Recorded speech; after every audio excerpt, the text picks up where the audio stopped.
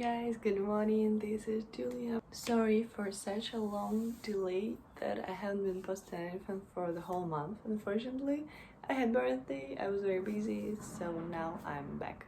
And today I want to discuss with you one important topic. I got the questions about this topic, that's why I've decided to talk to you about it. Today we're gonna talk about grammar that you will need on the very advanced level of German or even for the C2 exam, we can call it this way. We take into account that you already possess the basic grammar knowledge of German language, such as different tenses, passive voice. For the grammatical vocabulary I will use German because I remember all these terms in German, but hopefully you will understand them all, because if you're watching this video, it means your German is already quite on a high level, right? So today I will just share with you my observations regarding the grammar I had to learn for C1 and C2 level to sound natural, to sound sophisticated, because when you take C2 exam, the examinators do not assess your grammar, but your speech should sound sophisticated by default, so automatically. That's the thing. You need to get used to this complicated grammar. And of course you can show the knowledge of grammar in writing part when you write essay or review, and in the speaking part. Yes. So the first thing I would like you to tell about is the modal verbs.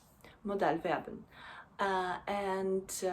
Of course you know all the modal verbs in German, right? But the thing is, sometimes they can have subjektive Bedeutung. For example, you can say es muss dumm sein, and it just means that you are confident, you're sure that this is someone. It doesn't mean müssen as must, right? So sometimes the modal verbs do have this subjektive Bedeutung, and you need to look for this topic just to know. You might use it in your speech as well. Second point is the most important from my point of view. I used it all the time to sound sophisticated. This is the passive Ersatz. It means the replacement of the passive, right? So of course we do know the passive, two forms of passive in German, but you will need to replace it. Die Aufgabe ist nicht lösbar. Or die Tendenz lässt sich erkennen. Die Aufgabe ist nicht zu lösen. So these three ways to replace the passive voice, you should definitely learn them and practice them to sound natural when you say it. Of course you need to know what Plusquamperfekt is. Plusquamperfekt, hard to say with stress is more correct, but yeah, if you use it in the right context, you're gonna sound very cool. Konjunktiv 2, everywhere, all the time. Whenever you speak, to sound more polite, könnten Sie mir bitte etwas sagen? Wären Sie mit dieser Meinung einverstanden? Konjunktiv 1. This is what bothers a lot of students, I think, because it's such a difficult topic, one of the most difficult in German grammar, but you just need to remember that you can use Konjunktiv 1 to tell someone's thoughts, separating yourself from them. It means you don't express your attitude to this, and you only say that this person thinks this way. Sagt, demokratische Systeme sei am besten. You only express his opinion. Präpositionen, prepositions in English if you want, they are very important too.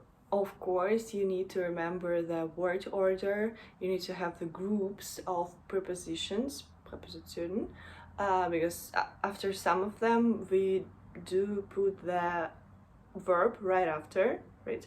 And for some the verb goes to the end, you know this all, I will not explain the technical part, but such prepositions as obwohl, trotz, angesichts, the difference between wenn and falls, dadurch, dass, before, seitdem, so mostly about the time. So this temporal prepositions, they're very important to know because you're going to use them in the writing part in the first task when you are replacing the phrase with the similar phrase. Oh my god, Nomen, Verbindungen, collocations. You can call it whatever you want, but you do have to learn them by heart. I mean, like, at least the list of 100 or 200, the most important ones. Sounds a lot, but at least 100, I would say. The phrase consisting of verb and noun actually expresses the meaning, not just the verb. Helfen, you can say, in other words, Hilfe leisten, right? Or entscheiden, in other words, would be Entscheidung treffen. So you really need to know the way they go together. And the last but not least is the Partizipien 1 und 2. So it's quite easy for me as a Russian speaker because we do have this thing in Russian both. It's easy for me to understand. I guess, yes, in English we do have it too, adjective, but still it is built from the verb. So for example, lachende Augen, laufen Eis. So we have the verb lachen, we add the ending de, lachende Augen. So this is Partizip 1. And Partizip 2 is about finished action. Gelobtes Kind, praised kid, child. You see, so in English there are not so many forms. We use them automatically, maybe don't even knowing that it's participle. But yeah, in German, I'm way better with German grammar, so I can tell you this is Partizip 2. Gelobtes, so we basically form the perfect form, gelobt, and the ending of the adjective. Alright guys, that's basically it. I will just tell you one more time what I used the most when I was speaking or writing. It's definitely Konjunktiv 2, sometimes Konjunktiv 1, Passiversatz, all the time. Subjektive Bedeutung von Modalverben, 20%, and also Nomen-Verb-Verbindungen.